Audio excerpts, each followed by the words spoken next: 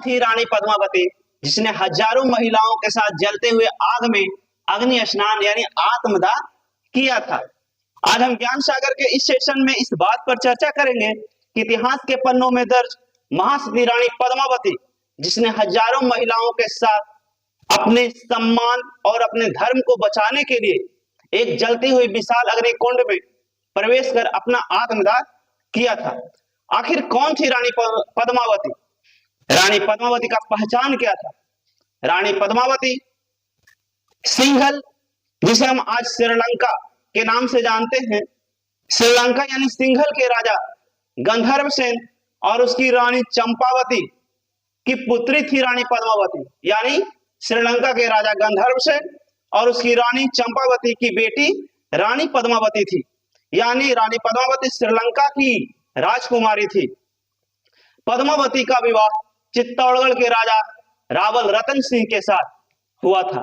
राजा रावल रतन सिंह गोहिल वंश के रावल शाखा के अंतिम राजा थे। राजा रावल रतन सिंह समर सिंह के बेटे थे। राजा रावल रतन सिंह के पास एक बुद्धिमान तोता था।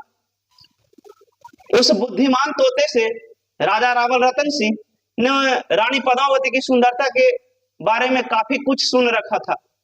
इसलिए राजा रावल रतन सिंह यह चाहते थे कि रानी पद्मावती से वे विवाह करना चाहते थे। इसलिए रानी पद्मावती से विवाह करने के लिए राजा रावल रतन सिंह श्रीलंका गए यानी सिंघल प्रदेश गए और वहां के नियम के अनुसार स्वयंवर में भाग लेकर स्वयंवर में रखे गए शर्तों को जीतकर रानी पद्मावती से राजा रावल रतन सिंह ने विवाह किया।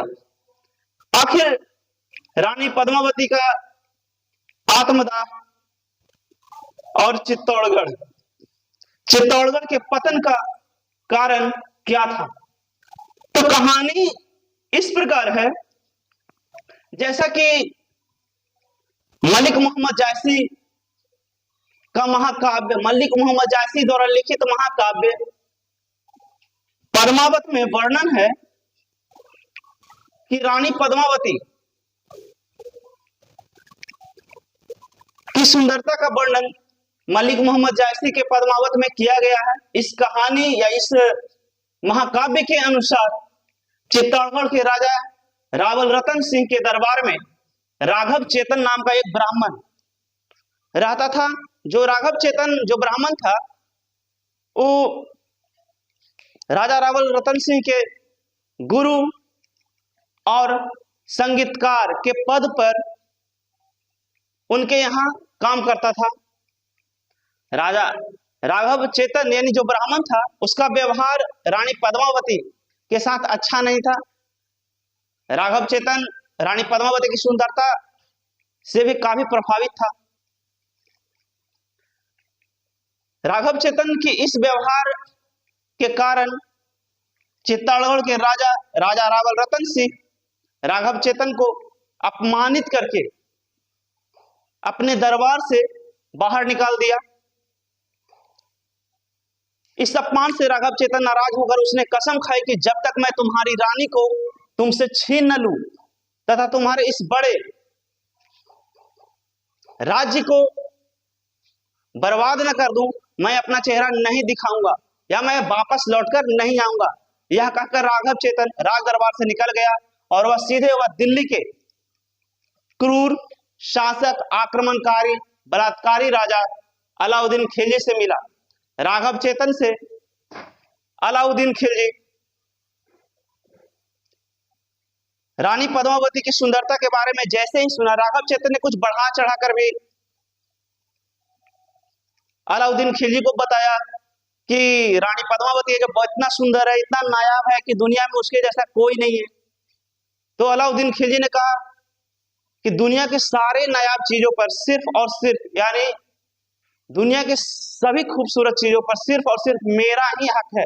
यह कहते हुए अलाउद्दीन खिलजी ने अपना एक दूत चित्तौड़गढ़ के राजमहल में भेजा।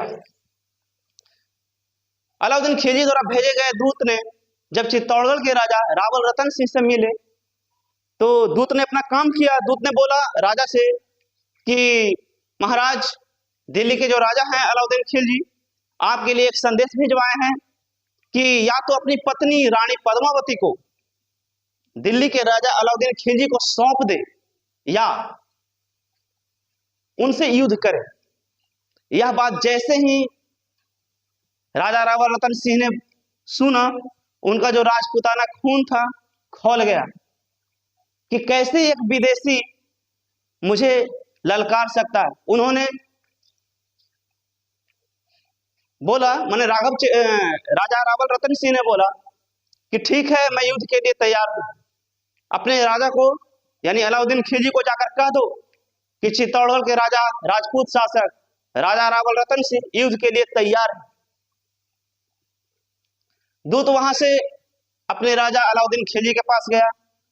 अलाउद्दीन खिलजी ने जैसे ही यह सुना कि चित्तौड़गढ़ के राजा ने मेरा जो प्रस्ताव था उसे ठुकरा दिया है, उसी समय अलाउद्दीन खिलजी ने अपने सैनिकों को, अपनी सेना को आदेश दिया कि अभी इसी समय चित्तौड़गढ़ पर आक्रमण किया जाए। चित्तौड़गढ़ पर आक्रमण हुआ। अलाउद्दीन खिलजी ने इस युद्ध में, अलाउद्दीन खिलजी और चित्तौड़गढ़ के राजा रावल रतन सिंह के इस युद्ध में काफी ऐसा पल आया कि एक समय लग रहा था कि राजा रावल रतन सिंह वो जीत जाएंगे, लेकिन अलाउद्दीन खिलजी के पास लाखों की संख्या में सेना थी और चित्तौड़गढ़ के राजा रावल रतन सिंह के पास बहुत छोटी सेना थी। इस युद्ध में जो चित्तौड़गढ़ के राजा थे वो बहुत बहादुरी से लड़े और अंत में वीर गति को प्राप्त हो गए, यानी उनकी मृत्यु हो गई। चित्तौड़गढ़ के राजा रावल रतन सिंह की मृत्यु के बाद जब राजा रावल रतन सिंह की पत्नी पद्मावती ने यह सुना कि महाराज की मृत्यु हो चुकी है, तो उन्होंने, रानी पद्मावती ने सोचा कि अब अगर देर किया जाए तो अलाउद्दीन खिलजी उसे पकड़ लेगा। इसलिए रानी पद्मावती ने 1600 रानियों को, 1600 महिलाओं को साथ लेकर उस चित्तौड़गढ़ के जो महल था उसमें एक विशाल अग्निकुंड जल रही थी, उसी में प्रवेश कर अपना आत्मदाह कर लिया। इसके बाद अलाउद्दीन खिलजी ने चित्तौड़गढ़ पर अपना कब्जा कर लिया और राजा रतन सिंह के महल और उसके राज पर कब्जा करके अपना अधिकार कर लिया। अलाउद्दीन खिलजी ने अपने पुत्र खिजरा के नाम पर, यानी खिज्र खां के नाम पर चित्तौड़गढ़ का नाम खिजराबाद रखा।